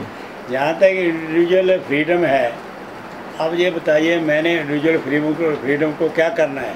नहीं, जो मेरी रोटी ही नहीं है। जो शिकायत ही कर रहे हैं, नहीं, वो शिकायत अम्बेडकरवादी लोगों की, खासकर मैं सबकी नहीं, लेकिन कुछ लोगों की है। वो कहते हैं कि जो कम्युनिज्म है इंडिया के अंदर, उसने जो है ब्राह्मणिज्म को डिफेंड किया, बचाया, और उनके कोई नेता दलित पैदा नहीं हुए। तो ये इस पे आपका क्या कहना? देखो ये जो चीज़ें अपनी जगह ठीक हो सकती हैं, लेकिन अब उसी को पीटते जाना है। पार्टी तो अलायंस की होना है, काम तो अलायंस से होना है। अब उसी को पीटते जाना है। अम्बेडकर राइट्स को भी अपना टैक्टिक्स और अपना पॉइंट ऑफ व्यू बदलना पड़ेगा। जी जी जी जी जी जी, बिल्कुल बिल्कुल बिल्कुल। बाबा साहब का देखो, हमने उनसे सुना है जी कि अगर मैं रशिया से मिल जाता जी, तो ईंट से ईंट बजा देता। अच्छा, ये बोला था ना। यानी हमारी कई बातें ऐसी हैं जो अंदर हम सुनते थे। अच्छा, यानी तो इसका मतलब कि जैसे सुभाष बोस गए जापान से मिलने, हाँ, अगर अंबेडकर भी कोई इनिशिएटिव लेते और सोवियत यूनियन से मिलते, ऐसा कुछ कह रहे थे क्या? नहीं, वो देखो अम्बेडकर की जो रानडे की सोच थी ना, जी कि पहले लोगों को इस काबिल बनाओ जी जी, तब वो फाइट बात करें। को समझ सकें। जी जी जी जी। अब आप अम्बेडकर की बात करते हैं, ना पढ़े लिखे लोग, ना प्रेस, जी, जी, जी, ना जी, पैसा। जी जी जी जी, बिल्कुल बिल्कुल। एक आदमी खुद 3 रुपए महीने। जी जी। तो जो कहाँ सरमाएदारों का लीडर गांधी। जी जी, बिल्कुल बिल्कुल। तो कम्युनिस्ट जो है वो साथी हो सकते हैं अम्बेडकरवादियों के? नहीं, मेरा कहना ये है कि अम्बेडकराइट और कम्युनिस्ट जी जी जी मिल करके एक चार्टर और डिमांड बनाएं। जी जी जी, कॉमन मिनिमम प्रोग्राम है। हाँ, कॉमन मिनिमम प्रोग्राम, और उसके लिए लोगों को आंदोलन के लिए तैयार करें। जी, आंदोलन तो करना पड़ेगा, बगैर आंदोलन के तो नहीं चलने वाला। हाँ नहीं, मेरी ये सोच है, और इसके लिए मैं उसको सीताराम को लेटर लिखने वाला। अच्छा, येचुरी को। हाँ, अच्छा, आई एम आफ्टर तो इसका मतलब ये है कि आप ये भी मानते हैं कि जो 1990 के बाद जो नरसिम्हा राव ने जो पॉलिटिक्स करी, जो ग्लोबलाइजेशन की, प्राइवेटाइजेशन की, वो पूरी दलित विरोधी, खरीदने की, उसने एमपी खरीदे नहीं। जी जी जी, पूरा दलित विरोधी था वो, या वो अलग रखो, उसने तो एमपी खरीद करके अपना प्राइम मिनिस्टर रहा हो। जी जी जी जी, ये आपके जो ये झारखंड क्या, हाँ, वो जितने भी थे वो तो सब जी जी, वो तो वो ओपन सीक्रेट है। तो इसमें ये नहीं लगता कि जैसे कहीं ना कहीं पर जो बाबा साहब अम्बेडकर एक बात बोलते, पूना पैक्ट हुआ, जो धोखाधड़ी हुई, उसमें कहीं ना कहीं ये नहीं लगता कि हमको फिर से वो डिमांड को जिंदा करना चाहिए, जो प्रोपोर्शनेट इलेक्टेड सिस्टम है? कोई फायदा नहीं, कोई फायदा नहीं। नहीं, प्रोपोर्शनेट की बात तो मानी जा सकती है, क्योंकि ये जो बात है ना, जो पटेल की जो एडवाइजरी कमेटी बनी थी कॉन्स्टिट्यूशन में, उसमें बाबा साहब ने ये रखी थी बात। अच्छा, प्रोपोर्शनेट की। हाँ जी, हाँ जी, हाँ, रखी थी इसने, मीनू मसानी ने। हाँ जी, हाँ जी, हाँ। अच्छा, मीनू मसानी ने ये रखा था, तो बाबा साहब ने उसको सपोर्ट किया था। अच्छा अच्छा अच्छा, जो सेपरेट इलेक्टोरेट है या रिजर्वेशन इन पॉलिटिक्स है, जी जी जी, तो बाबा साहब ने इसको कंडेम किया है। ये उनकी किताब है थॉट्स ऑन लिंग्विस्टिक स्टेट, इसी में है। हाँ, वो तो लिंग्विस्टिक स्टेट पे है। उन्होंने कहा भाई इसकी जरूरत नहीं है अभी, ना रिजर्वेशन के और ना ये सेपरेट इलेक्टोरेट के। उन्होंने कहा कि क्यूमुलेटिव सीट्स का, जैसे जलंधर है, जलंधर में मान लो 3 सीटें हैं जी, उसमें हर एक आदमी के 3 वोट हो, चाहे वो एक को 3 दे दे, अच्छा, चाहे तीनों को बांट के दे। This is called cumulative system of voting. जी जी जी, ये बाबा साहब ने क्रिएट किया है। ये प्रेजेंट जो सिस्टम है, इलेक्टोरल सिस्टम, गलत है। नहीं, वही मैं कह रहा हूँ ना, ये तो एक्चुअल में क्या हो रहा है कि ये सिस्टम बना हुआ है ब्राह्मणिकल एलीट को जिंदा रखने के लिए। तो कुल मिलाकर के कॉन्ट्रडिक्शन को यूज़ करके जो है दलित पिछड़ों के, दलितों के, छोटी जातियों के आपसी कॉन्ट्रडिक्शन को इस्तेमाल करके वो उनकी सत्ताएं चल रही हैं। तो इसीलिए हमें बोल रहे थे कि बार बार ये सिस्टम इतना खतरनाक हो गया कि जैसे अभी मुसलमान एक इजी एलिमेंट बन गया, उसके खिलाफ कॉन्ट्रडिक्शन को ख़त्म कर दो, उसके खिलाफ आप लोगों को खड़ा कर दो। और हर पार्टी जो है, बीजेपी खास करके पिछले कई सालों में तभी सत्ता में आई जब एक हिंदुत्व का नारा दी और इस्लाम का जो डर दिखा करके जो है। देखो, इसमें एक और चीज़ है, चाइना जो है जी, चाइना, ये बात आई थी कि हम किसी मुल्क में जाके इनकलाब नहीं करेंगे। अच्छा, वहाँ के लोगों को करना है। जी जी बिल्कुल, वहाँ के लोगों को तैयार करना है। क्या चाइना बहुत बड़ा रोल इंडिया में अदा नहीं कर रहा? देखो, कश्मीर के ऊपर का हिस्सा सारा उसने कब्जा कर लिया, यानी आप देखिए उसको, तिब्बत ही नहीं किया। जी जी जी जी, आगे तक बिल्कुल बिल्कुल लिया उसने। बिल्कुल बिल्कुल बिल्कुल, पाकिस्तान की मदद करके आधा पाकिस्तान तो उसी ने ले लिया। जी जी जी जी, तो क्या भाई ऐसा मौका आएगा कि चीन जी कोशिश करके यहाँ कुछ करेगा? जी, जो माओवादी कर रहे हैं जी, यानी मेरी सोच ऐसे हो सकता है गलत हो जी, उनको इंटरनेशनल सपोर्ट है जी जी जी, इंटरनेशनल सपोर्ट के बगैर इतना असला, इतना खर्चा जी, इतनी प्लानिंग, इतना छुपना छुपाना कैसे हो सकता है? लेकिन चाहे इंटरनेशनल सपोर्ट ही हो या ना हो, लेकिन क्या आप उस मुद्दे को सही मानते हैं या गलत मानते हैं? नहीं, वो तो ऑर्गेनाइज्ड ये है, ऑर्गेनाइज्ड आर्मी है, दबा देंगे उनको, कुचल देंगे। लेकिन जो आदिवासियों के साथ पिछले 150 साल में इस देश के अंदर हुआ, टू सम एक्सटेंट जी, आई एम फॉर देम, या फॉर देम, क्योंकि आदिवासी आपने उनके पास में कोई कंडीशन ही नहीं छोड़ा है, लड़ने का कंडीशन नहीं छोड़ा, डेस्परेशन की कंडीशन है, फ्रस्ट्रेशन का लेवल ऊपर पहुंच चुका है, और तो लोग कुछ ना कुछ तो क्या एलिनेशन कास्ट में ही बाबा साहब ने कहा कि अभी आपने सभ्य समय में, सिविलाइज्ड सोसाइटी में, उनको आपने ऐसे नंगे धड़ंगे जी। अनपढ़ रखा है। जी जब किसी के हाथ में आ गए तो तुम्हारे लिए एक खतरा बन जाएंगे। जी। जैसी में है, एनिलेशन में है। अच्छा अच्छा अच्छा। एनिलेशन 100 सवालों का जवाब देती है। जी जी जी जी जी, बिल्कुल बिल्कुल। तो आज वही हो रहा है, दूसरों लोगों ने संभाल लिया उसको। कोशिश इन्होंने भी की, जो देशमुख था ना, जी उसने कई हजार मोटरसाइकिल अडल्ट एजुकेशन के नाम से खरीद के वहाँ गए, जी। लेकिन कामयाब नहीं हुए। क्योंकि जो उनके ज़मीन है, उनके जंगल के प्रश्न हैं, उनके राइट टू फॉरेस्ट है, लाइफ है, वो सब पे तो खतरा डाल दिया ना सरकार मैंने ने। काफ़ी इलाका वो देखा है। गढ़चिरौली हमारा जी, जी। दल का बहुत बड़ा केंद्र रहा है। हाँ, क्योंकि पूरा चंद्रपुर के आगे है तो बिल्कुल हाँ, बिल्कुल। गढ़चिरौली रहा है, और अपना आदिलाबाद। जी जी, आदिलाबाद। जी जी। आदिलाबाद हमारे बहुत बड़े सेंटर रहे हैं दो।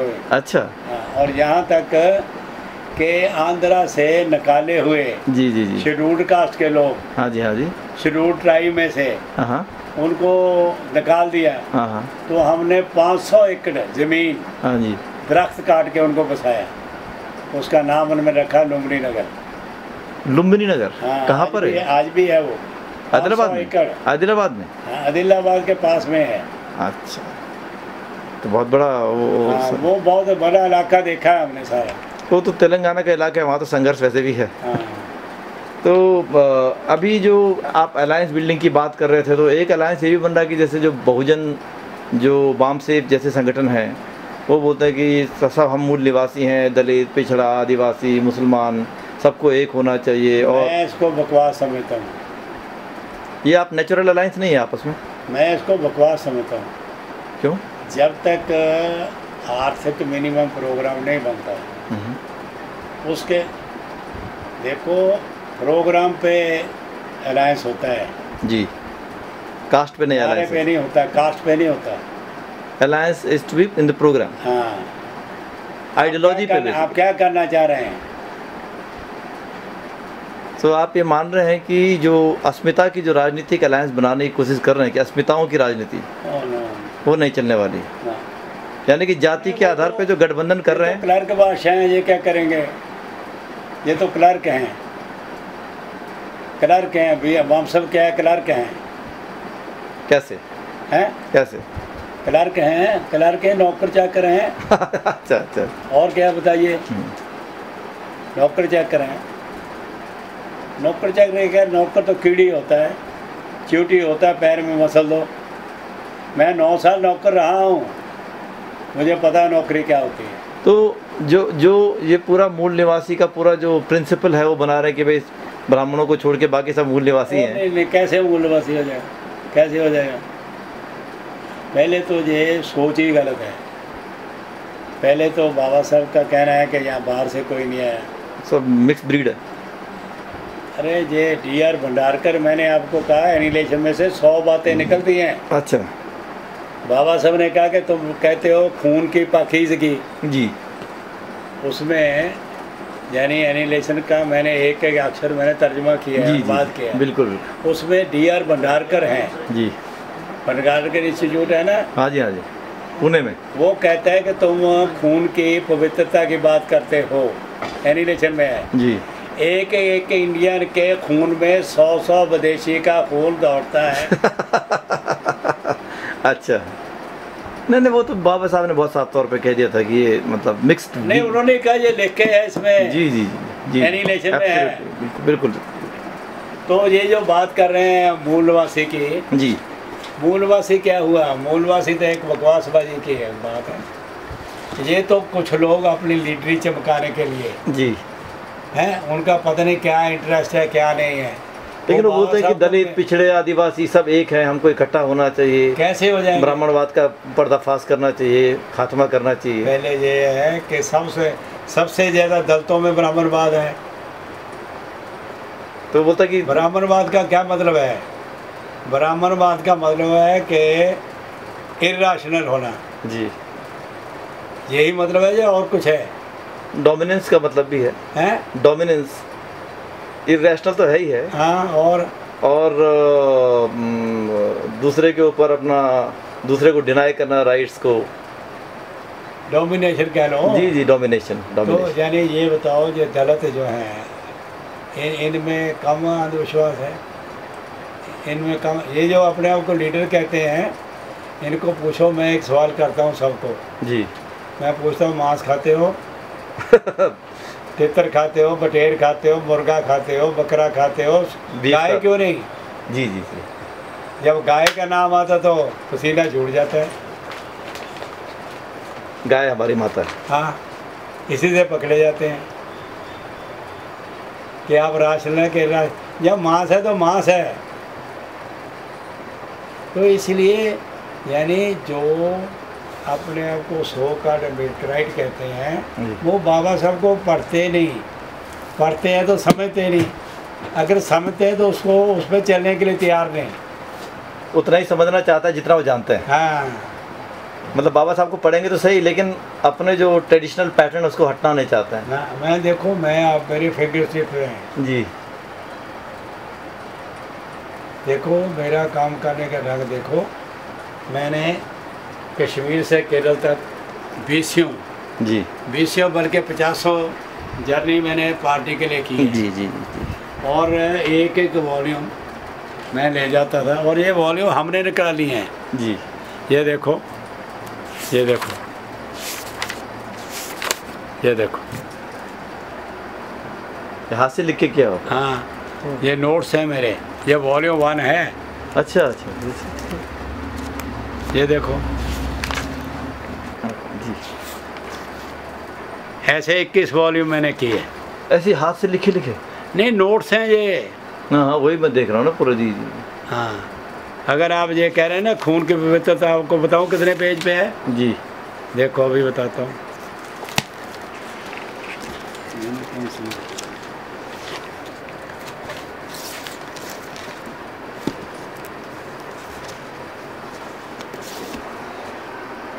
ये देखिए, जी जी, ये देखिए 48 पेज है ये। ये देखिए, mister D.R. Bhandarkar in his paper on foreign elements in the Hindu population oh, has stated that there is the inverted comma shuru, there is hardly a class or caste in India which has not a foreign strain in it. There is an admixture of alien blood not only among the warrior classes, the Rajputs and the Marathas, but also among the Brahmins who are under the happy delusion that they are free from all foreign elements. तो इसका मतलब ये है कि बाबा साहब ने मूल निवासी के पूरे कॉन्सेप्ट को खारिज कर दिया था। अरे वो तो पता नहीं इन्होंने कहाँ से कर निकाला है।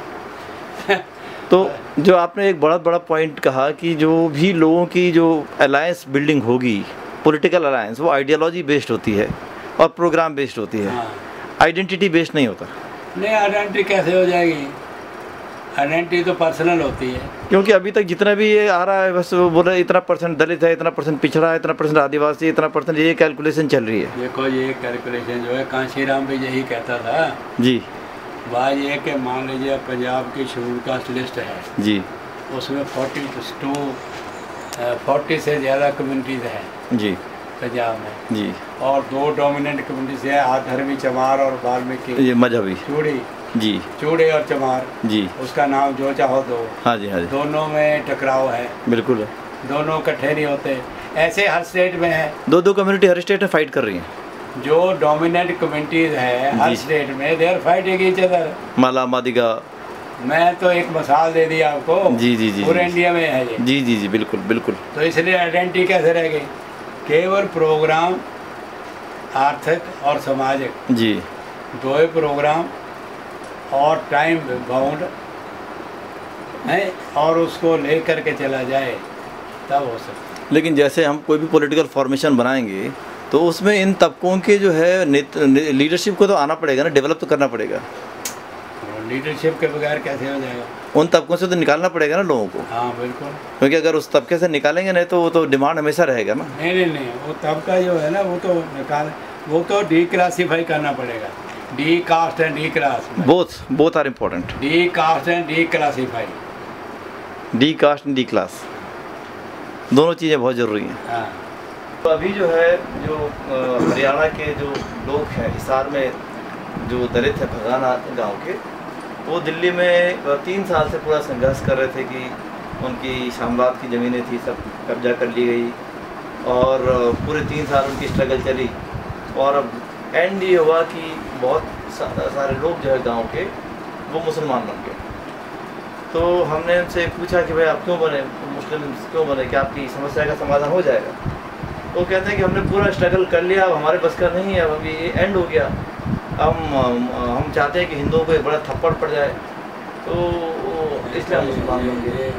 ये सबको मैं ड्रामा मानता हूँ, मैं इसको ड्रामे से ज़्यादा इम्पोर्टेंस नहीं देता।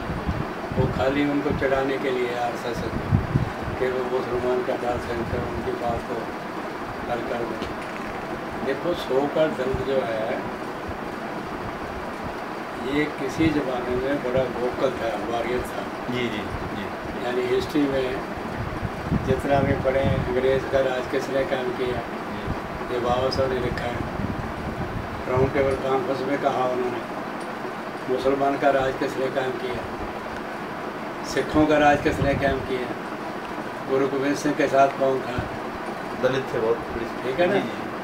मुश्किल ये है आज का दलित कायर है। क्यों कायर हो, तो लड़ता तो है। कायर ये है कि भाई उसको ऐसी शिक्षा नहीं दी गई। देखो ऐसा है, कायर नहीं बोल सकते, डायरेक्शन ऐसा बोल सकते हैं। हाँ नहीं, कायर मैंने शब्द गलत इस्तेमाल किया है।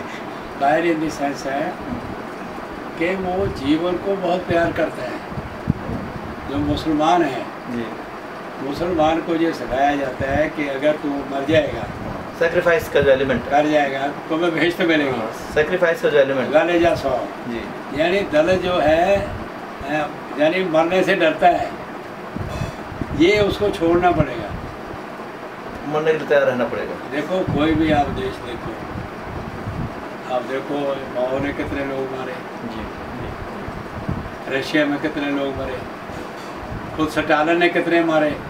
तो आप ये कह रहे हैं कि अब जो समय आ गया है, हाँ। तो क्या ऑर्गेनाइज वायलेंस का भी टाइम, बिल्कुल, ये रिटेलिएट करना पड़ेगा कि हाँ। जवाब देना पड़ेगा, that is the only solution. क्योंकि अदरवाइज ये मानने को तैयार नहीं है ना। अब देखिए बाबा साहब ने एक अपने भाषण में, मैंने बोला ना जी। मिश्रण के ऊपर भाषण जी दिया, जी। तो उन्होंने आंध्रा के किसी रेड्डी का नाम लिया है। अच्छा, एक रेड्डी के पास रेड्डी। गांव की 4200 एकड़ जमीन, अच्छा, ये बाबा साहब के भाषण में है। जी जी जी। अगर एक रेड्डी को गांधी के पास पहुंचा दिया जाए, सारे खानदान को स्मैश कर दिया जाए, जमीन तो खाली हो गई।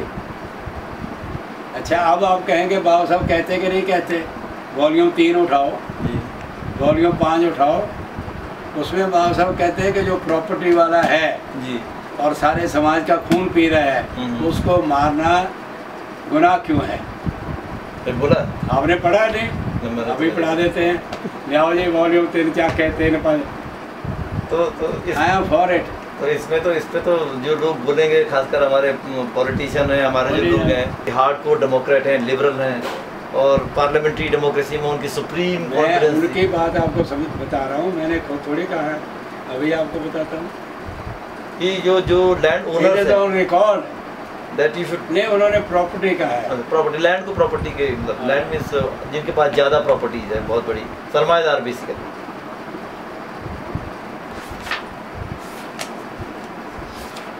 जब आप ये बात कहेंगे तो इसका मतलब है कि बाबा साहब जो है वो वायलेंट जो रेवोल्यूशन है उसकी तरफ हम जा रहे हैं, जाना चाहिए। वायलेंट बताइए चारा क्या है, चारा कितना रोकते जाएं? पार्लियामेंट्री डेमोक्रेसी मतलब ऑलमोस्ट फेल हो चुकी है। डेमोक्रेसी है कहाँ है, डेमोक्रेसी खत्म हो गई। लोग ये कहते हैं कि एक आदमी फंसता है तो उसकी पूरी जनरेशन खराब हो जाती है, जब वो लड़ता है, सरकार से लड़ता है।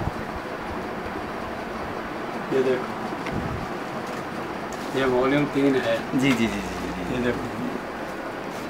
If a murderer can be killed because he has killed a citizen, if a soldier can be killed in a war because he belongs to a hostile nation, why can't a property owner be killed if his ownership leads to miseries for the rest of humanity? There is no reason to make an exception in favor of the property owner. Why one should regard private property as sacrosanct? ये तो बहुत बड़ी बात बाबा साहब अम्बेडकर ने बोली है, और हमेशा से इस बात को हटाते हैं कि नहीं ये तो कोई बात मैंने थोड़ी लिखी है, ये बुद्धा और कार्ल मार्क्स में। लेकिन जब जब जब इसी में जो बुद्धानिस्ट धम्मा था तो बाबा साहब बोल रहे थे कि he want equality with fraternity, he doesn't want equality with violence kind of. देखो बात ये है कि उनका एक भाषण है पुणे का जी, वो भी मैं आपको दिखा सकता हूँ, जलंधर में उनका हाल जी। उन्होंने कहा इन इंडिया, जब मैं उनके लफ्ज़ दोहरा रहा हूँ, जी in India parliamentary democracy is bound to fail. Why? 5 reasons.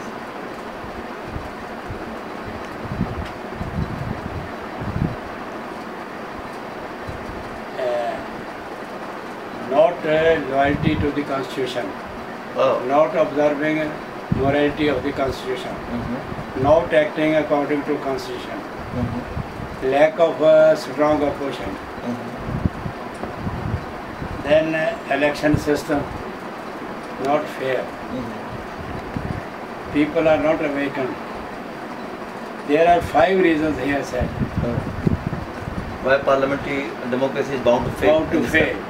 Thereafter, there will be anarchy and some sort of communism.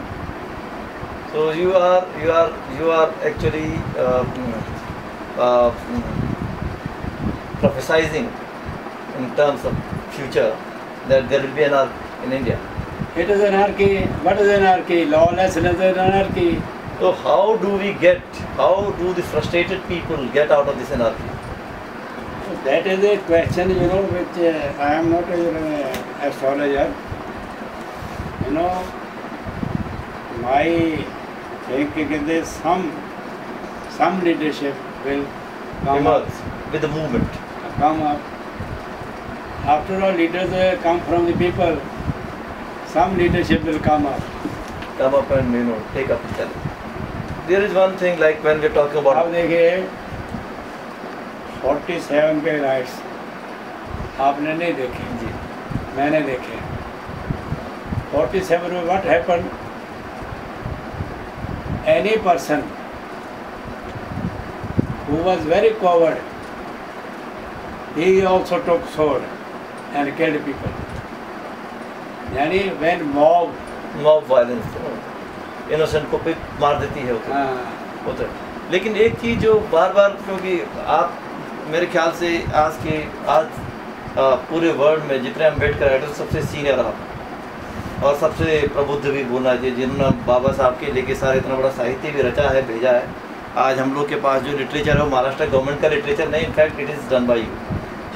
वो चीज़ जो एक बार बार आती है, जैसे आपके यहाँ मैं भगत सिंह की भी फ़ोटो देखा और बहुत सारे अम्बेडकर राइट्स को बड़ी परेशानी होती है भगत सिंह को कह करके कि उनको लगता है कि साइमन कमीशन के मामले में जो है बार बार बोलते हैं कि साइमन कमीशन दलितों के फेवर के लिए आया था, भगत सिंह उसको विरोध कर रहे थे, और वो सारी चीज़ें जो उस ज़माने की हैं।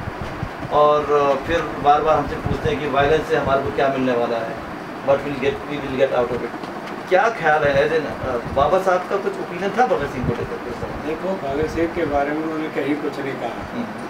गांधी ने कहा कि जो सिर फिरे थे, बाबा साहब ने ऐसा कोई शब्द नहीं कमेंट ही नहीं किया जी, कम से कम मेरी नज़र में नहीं है। भगत सिंह को मैंने बड़ा थॉरो पढ़ा है, यानी मेरा जो गांव है भगत सिंह का गांव 3 मील है। अच्छा, वहाँ से अच्छा भगत सिंह की सारी फैमिली के मैं बहुत अच्छी तरह पीछे आता जाना रहा।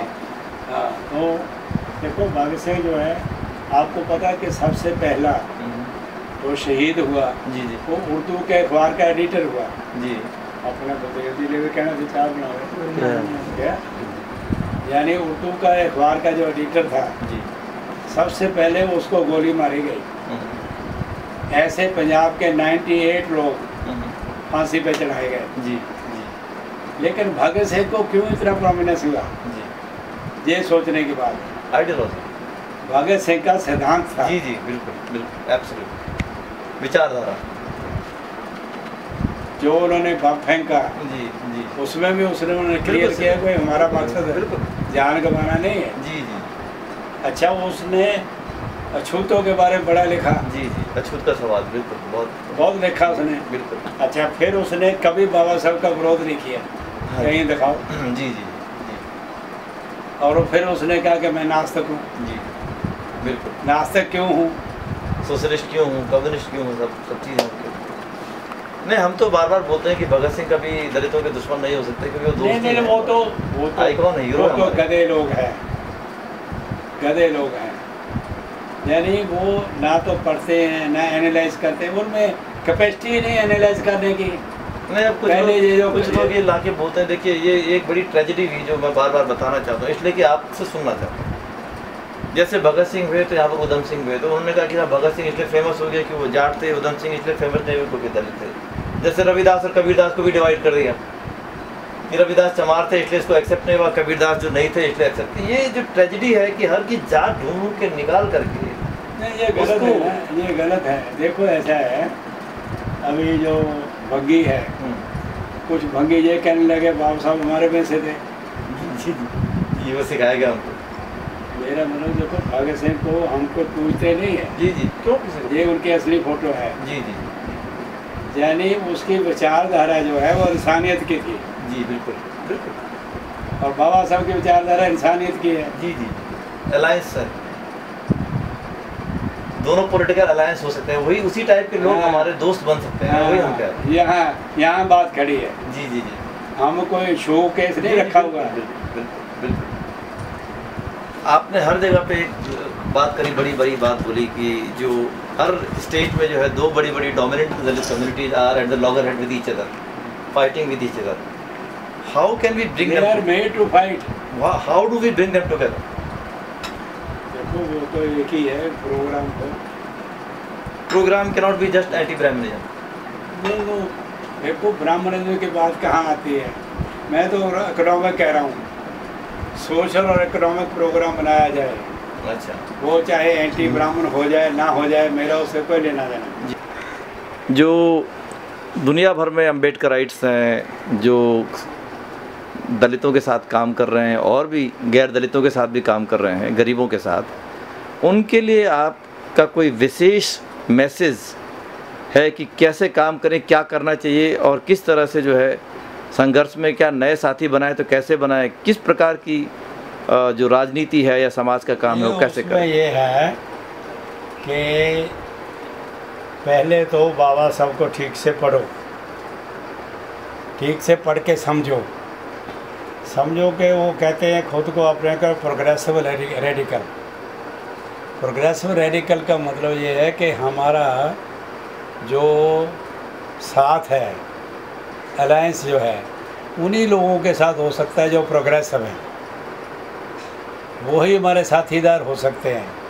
तो इसलिए उनको साथ लेके ऐसे कॉमन इश्यूज जो तमाम ह्यूमैनिटी को, ख़ास तौर पर जो ओप्रेस्ड कम्युनिटीज़ हैं, उनको जो उनसे संबंध करते हैं, उनसे कंसर्न करते हैं, उनको लेकर के आंदोलन का रास्ता अख्तियार करना। तो आप ये कह रहे हैं कि मतलब आंदोलन के लिए जो है जो एक तो आइडियलिज्म बहुत इम्पोर्टेंट है, प्रैग्मेटिज्म इम्पोर्टेंट है, देखियो आइडेंटिटी इतनी इम्पोर्टेंट नहीं। कास्ट पे नहीं हो सकता, आंदोलन कास्ट पे नहीं हो सकता, कास्ट पे नहीं हो सकता। दूसरा देखिए, खुद बाबा साहब ने इस चीज़ में अमेंडमेंट की है। देखो उन्होंने पहली बार जो शेड्यूल्ड कास्ट शब्द है जी जी गवर्नमेंट ऑफ इंडिया एक्ट में आया, इसके बाद शेड्यूल्ड कास्ट फेडरेशन बनी। बिल्कुल। जब कॉन्स्टिट्यूशन पास हो गया तो बाबा साहब ने स्वयं कहा कि अब कास्ट के ऊपर संस्थाएं नहीं खड़ी करनी चाहिए। तो उन्होंने कहा रिपब्लिकन पार्टी ऑफ इंडिया बनाओ, रिपब्लिकन पार्टी ऑफ इंडिया बनी।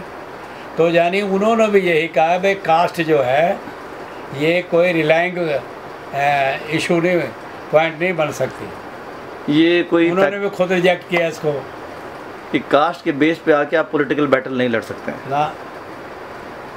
तो ये तो एक बहुत बड़ी चीज़ है, क्योंकि इसी को लेके सारे लोग जो है अभी तक बहुत सारे संगठन ये चाहते हैं कि केवल कास्ट आइडेंटिटी को लेके ही हम संघर्ष करें। देखो कास्ट तो ऐसा है, देखिए पंजाब में 40 से ऊपर सब कास्ट हैं जी, जिसको अपना कम्युनिटी बोलते हैं। जी जी जी, जब सर्टिफिकेट देते तो उसमें लिखते हैं स्वच्छ सच कम्युनिटी। बिल्कुल।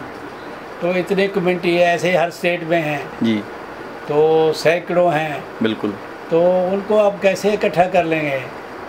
कोई कर नहीं पाया आज तक, शेड्यूल का फेडरेशन भी नहीं कर पाई जी, कुछ कम्युनिटीज़ को कर पाई। जी, तो इसलिए आज ज़रूरत इस बात की है कि कास्ट से ऊपर उठ के प्रोग्रेसिव व्यूज़ को लेके और प्रोग्रेसिव प्रोग्राम सामाजिक भी आर्थिक भी जी, उसको लेकर के संघर्ष जो किया जाएगा उसके वो इट विल बी मीनिंगफुल, उसके कुछ अर्थ होंगे, जात के नहीं हो सकते।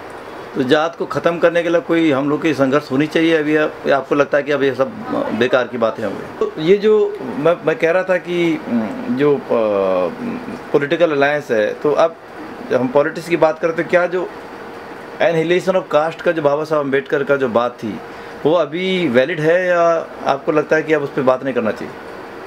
नहीं, उसमें दो बातें कहते हैं। देखिए, इससे पहले महाराष्ट्र में एक एक्सपेरिमेंट हुआ।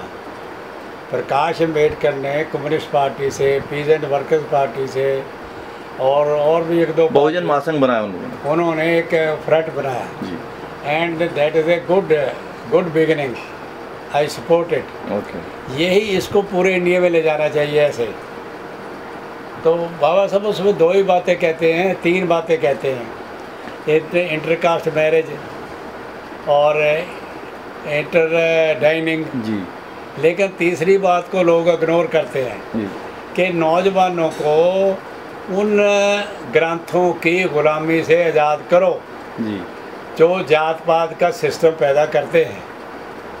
ये तीसरी बात भी होनी चाहिए। और कॉन्स्टिट्यूशन ने ऐसा किया है। जी, आर्टिकल 13 में क्या है? आर्टिकल में 13 में any rule, any regulation, any custom, any usages जो कॉन्स्टिट्यूशन के फंडामेंटल राइट्स के खिलाफ है, it is declared as void. Constitution आपको इजाज़त देता है। जी, मुश्किल ये है कि कॉन्स्टिट्यूशन चल नहीं रहा है, मनुस्मृति भी छप रही है, कॉन्स्टिट्यूशन भी छप रहा है। ये जो पैरेलल है ना, जी, जी, सबसे बड़ा जो कंट्राडिक्शन जो है, जी, जी, जी, यानी हमारे देश की सबसे बड़ी प्रॉब्लम कंट्राडिक्शन है। जी, जी, जी। कॉन्स्टिट्यूशन कुछ कहता है, करते हैं आप कुछ और हैं। हमारी थॉट, हमारी social life, cultural life Manusmriti से चल रही है। हाँ, और पॉलिटिकल लाइफ का कॉन्स्टिट्यूशन हम केवल उस समय यूज़ करना चाह रहे हैं जब सूटेबल हो हमारे लिए, हाँ, और जब हमारे खिलाफ जा रहा है विचारधारा के तो हम उसको यूज़ नहीं करना चाह रहे। लेकिन इसके लिए इसमें तो सभी जिम्मेवार हैं ना, केवल इसमें केवल हम बोलें कि जो सरमाएदार हैं या जो ब्राह्मणिकल फोर्स है जो वो तो है ही है, लेकिन जिनको छोड़ना चाहिए वो भी तो नहीं छोड़ रहे ना। नहीं, देखिए ये है कि मेरा कहना ये है कि एक सब प्रोग्रेसिव फोर्सेस को मिलके उनको ये डिमांड करनी चाहिए कि कॉन्स्टिट्यूशन का चौथा भाग लागू करो। जी, directive principles of state policy. हाँ, यानी वो कहेंगे जी ऐसा हो नहीं सकता, कॉन्स्टिट्यूशन आपको परमिशन देता है। जी, जी, जी, मोनोपोली नहीं होने देना। हाँ, हाँ, जो सोर्सेज ऑफ इनकम हैं जी, वो उनकी जो आमदनी है वो लोगों के भले के लिए खर्च हो। बिल्कुल। जैसे कोयला है, जी, जी, जी, जी, कोयले का जो कुछ लूट हुई है, जी, बिल्कुल। अब जो पैसा आ रहा है वो अक्सर गवर्नमेंट में आएगा ना, तो लोगों के काम ही लगेगा। जी, जी, बिल्कुल। तो इसलिए ये जो चौथा भाग है असल में जी, कॉन्स्टिट्यूशन की जान है। जी, जी, और इसी को बाबा साहब ने सोशलिज्म कहा है। बिल्कुल, वो स्टेट सोशलिज्म, बिल्कुल बिल्कुल। और उसी को आजकल जो है सोशलिज्म को तो बहुत डर्टी वर्ड आजकल बोल रहे हैं ना, उन्हें तो डिफाइन कर दिया है। जी, बिल्कुल बिल्कुल बिल्कुल। और लास्ट में ये पूछना चाहता हूँ कि जो भीम पत्रिका का जो मिशन है, और भीम पत्रिका और जो पूरा आपका जो इतना बड़ा मिशन है, इतने सालों का बहुत आपने काम किया, मैं इतने नज़दीक से बाबा साहब अम्बेडकर को देखा और उनके पूरे चीज़ों को लाए आप पब्लिक के सामने। ये मिशन आगे आपके बाद कौन, इस मिशन को चलाने के लिए क्या? इसमें देखिए ऐसा है कि मिस्टर रावत हैं जी, सेकंड रावत नहीं हो सकते। बाली बाली है, सेकंड बाली नहीं हो सकता। जी जी जी बिल्कुल। मेरे से अच्छे लोग हो सकते हैं, बढ़िया लोग हो सकते हैं, लेकिन बाली जैसे नहीं हो सकते। जी जी जी जी अंडरस्टैंड? जी जी जी तो बिल्कुल। मैंने इसका ये है कि भीम पत्रिका ट्रस्ट जी हमने सोसाइटी बनाने के लिए कागज तैयार कर लिए हैं। और अभी हम जब दिल्ली गए तो महाराष्ट्र के जो लोग हमने लेने हैं उनको कागज दिए हैं, ताकि आप देख लो।